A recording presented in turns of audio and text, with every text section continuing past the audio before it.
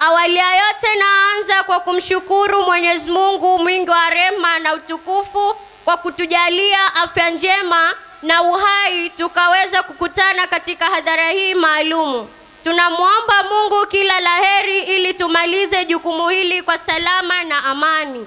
Mheshimiwa kiongozi wa mbio za Mwenge wa Uhuru kitaifa, ushirika wa mwanamke mpambanaji ulianzishwa mwaka 2023 na kusajiliwa mwaka 2025 yenye namba usajili 12673 mkwaju 2025.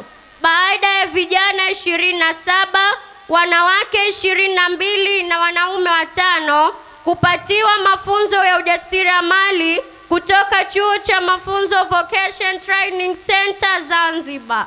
Lengo la ushirika huu ni kuwawezesha vijana kujiajiri kupitia fursa zilizopo.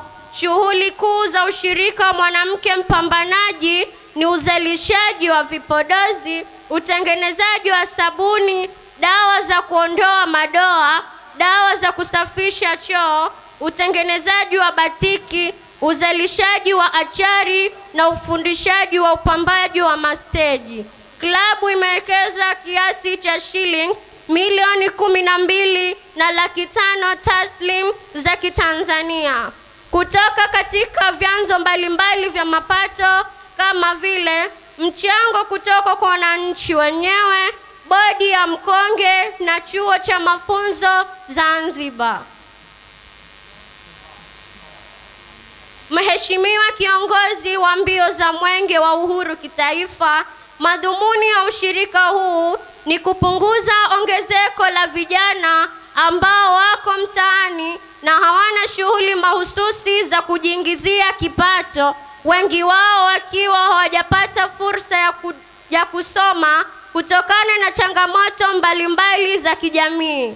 Hii imekuwa fursa muhimu kwao kuweza kujiendeleza na kujikwamua kimaisha.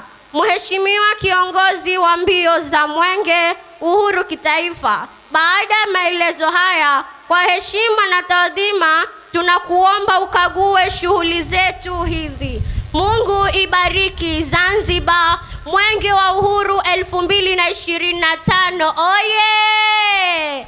Oye! Chuo cha mafunzo Zanzibar Vocation Training Center safi. Safi sana. Asanteni kwa kunisikiliza. Hapa na surprise kubwa kidogo. Hii sikutaka kuieleza kule mwanzo. Surprise hii na mkabidhi kamishna aende akawape vijana wake kile kidogo tulichokuwa nacho, ambao kwa wilaya mjini tutatoa milioni 1 ambao kuwawezesha hawa vijana wetu kuendelea another step. Tunaamini mwanamke mpambanaji hawa unaowaona hapa kiongozi wa mbio za Mwenge watawenda kuweka ushajiishaji wa vijana wetu wote ambao walikuwa hawana ajira rasmi kuweza kupiga maendeleo na kuweza kuiweka nchi yetu katika ramani. Zaidi ya kusema hayo, nakwambia karibu sana, lakini kwanza naomba upokee hii kiongozi wa mbio za Mwenge ili umkabidhi. Asante.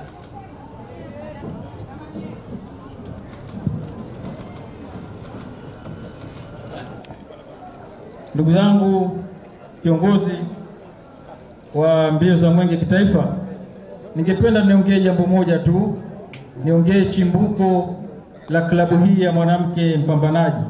Asili yake hasa imetokana na wazo lilozaliwa na maafisa na wapiganaji wa chuo cha mafunzo.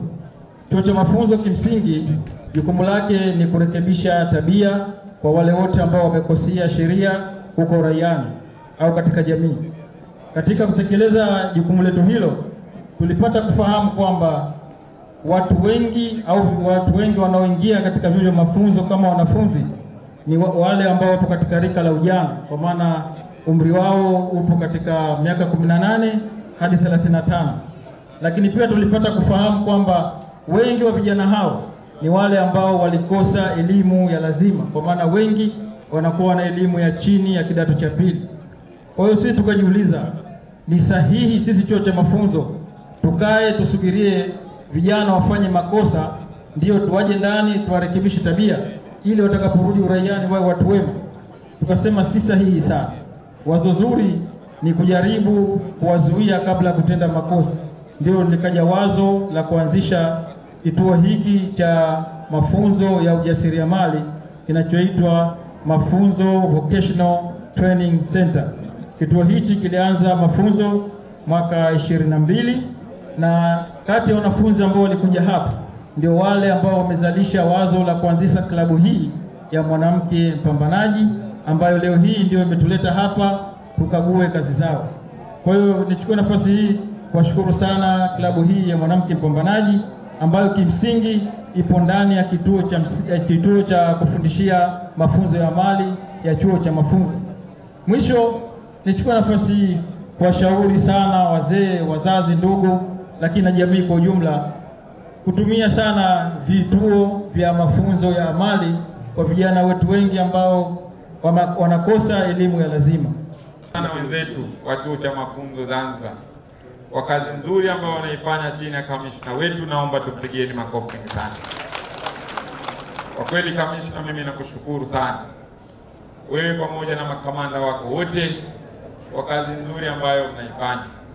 Mimi binafsi wakati nakagua kikundi hichi cha mwanamke, kwa kweli ni kikundi ambacho kina sifa na vigezo ya kujifunza fani mbalimbali, naomba tukipigieni makofi sana.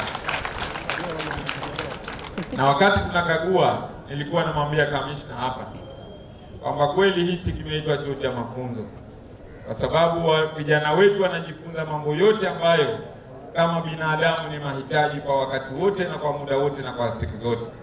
Kwa kweli tunawashukuru sana kwenye hilo.